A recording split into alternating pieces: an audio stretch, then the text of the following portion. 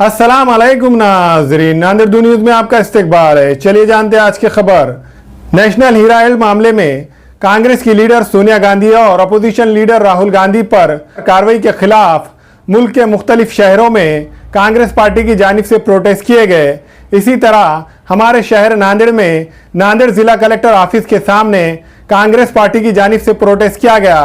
इस प्रोटेस्ट में कांग्रेस के बड़े लीडरान और कारकुनान बड़ी तादाद में मौजूद थे।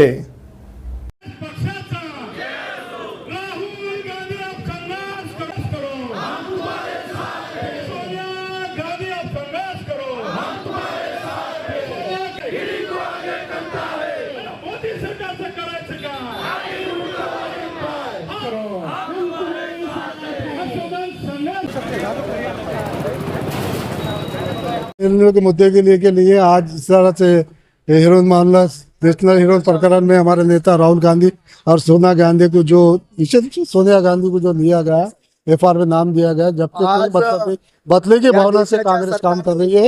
इस तरह से आप देख रहे हैं कांग्रेस एक मजबूत परिस्थिति में आई है, एक से एक खासदार चुन के आए देख रहे हैं। आज जो गुजरात में अधिवेशन में जो राहुल गांधी ने कहा था और गुजरात उनके हाथ से निकलने के चांस दिख रहे हैं।